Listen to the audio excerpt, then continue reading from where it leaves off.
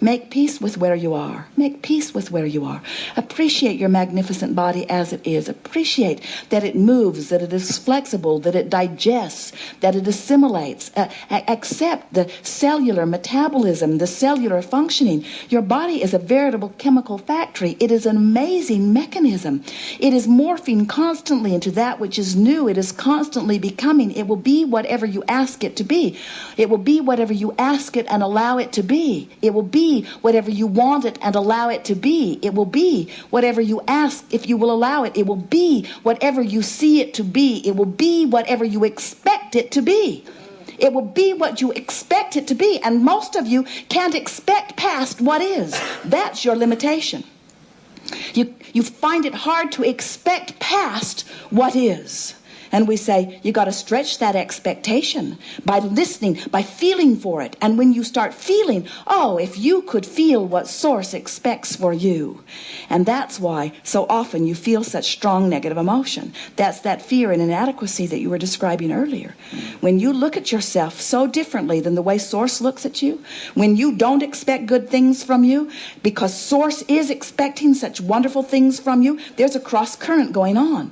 When you expect things to go wrong with your children and Source expects things to go well with your children, there's a cross current going on. When you expect the economy to collapse and the Source within you expects it to cycle like it always does and rebound and recover and be stronger than ever, you're cross current with your vibration, you see. You have to see it as you want it to be. Never mind what is. What is does not mean diddly squat.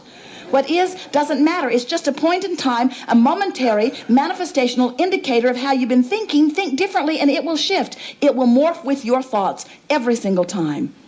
But start with easy things. Don't start with the thing that you've been dragging around forever and not having success with. Start with easy things. Show yourself how accommodating the universe is.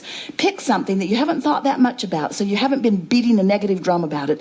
Pick something and think about it and contemplate it and watch how fast the universe brings it to you. We were doing a telephone consultation some years ago when Jerry and Esther had time to do that, and they were in La Jolla, and the woman was very much not having a good time. She wanted her fortune told, and we weren't doing it. We wanted her to create her own reality. She didn't want any of that. So we said, well, let us just leave you with some thoughts. Why not let the universe show you how powerful you are? Let's talk about some things that you don't usually think that much about, and some things that you don't think about with any resistance within them. Like what, she said. Well, like blue glass, we said. Why would I want to talk about blue glass? Well, let's just talk about blue glass. How many different colors of blue they are. Some you can see through, some you can't. Let's talk about blue glass. She wasn't having any of it. We said, let's talk about butterflies. Why would I want to talk about butterflies? Because they're beautiful. They come in all sizes and shapes and colors. She wasn't having any of that. Let's talk about feathers. Why would I want to talk about feathers? Well, because there's so many different feathers and because you don't have much resistance about feathers. And then she hung up, and Esther said she's probably going to ask for her money back, and we'll be happy to give it to her because she certainly did not get what she was looking for here. And then Jerry and Esther went off to La Jolla for lunch. And as they parked in front of the Valencia, Esther got out of the car and immediately felt a strong compulsion to go into a shop that was right there. And it's a shop they'd been in many times. There wasn't anything in there that they wanted, and Jerry wanted to go to lunch, and he went to lunch, and Esther peeled off into the shop, and he looked back and followed her in, and she's going far into the shop, and on the back wall, Esther finds the most beautiful wall of blue glass that must exist anywhere on the planet. It was ceiling to floor, wall to wall, every color and texture of blue glass imaginable. And it wasn't anything that they wanted, and Esther did not make the correlation between the blue glass and the conversation that we had just had. And so Jerry dragged her off to lunch, and they had a lovely lunch at George's, and then they went to the Cove, which is just a very short walk from where they had lunch. And as they were walking across this expanse of grass, a flurry of butterflies surrounded them so intense that they had to stop talking to not eat them. And still, Esther is not making any association. And then, just as the butterflies were clearing, Esther sees a little boy. He looked to be 3 or 4 years old, Oriental boy, and he is running toward Esther. It feels like he's coming to her, even though Esther is certain she does not know him. And as he gets closer, she realized he's holding something in his hand to give her, and it is a pigeon's feather. And in that moment, Esther realized that all we had done is lightly activate those three subjects in a being, Esther, who had no resistance to them. And within a couple of hours, the universe had yielded all of them to her. That's how powerful this law of attraction is. What's ever active within you, everything that you are living is the equivalent of the vibration of the balance of your thoughts, you see, over which you have complete control. So if you want to control your experience, you have only to control your thoughts. But controlling thoughts is a very difficult thing because there are so many of them, it will drive you crazy. But if you will have a quest for a feeling, if just a quest for warmer, warmer, warmer, warmer, downstream, downstream, downstream, just develop an appetite for the better feeling thoughts. Not the best feeling thought you've ever felt and thought, but the best thought you can find from where you are. Just make an effort to make the best of things. Talk things into a better feeling place. Have you ever known someone who has a problem and you try to soothe them and they pull it back? And you try to soothe them and they pull it back, and you try to soothe them and they pull it back.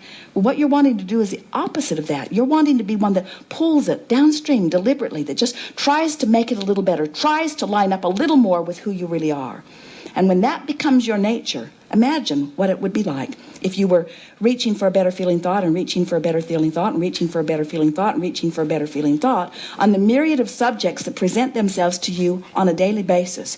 If you are consistently, even 20% of the time, reaching for a better feeling thought, you're improving your vibration. And as you improve your vibration, everything that touches you improves too. It's so much fun to be deliberate about thought. And we don't know of a better way to do it than to care about how you feel. And many of you have given up on that a long time ago. You've given up on how you feel. And that's what you were demonstrating here in this conversation. Funny, we say to people, if you'll reach for a better feeling thought, and they'll say, yeah, but what will that get me? Will that give me the lottery winning ticket? Will my lover come today? And we say, no, probably not. And they say, then why should I do it? We say, because you're going to feel better. Yeah, but will I get what I want?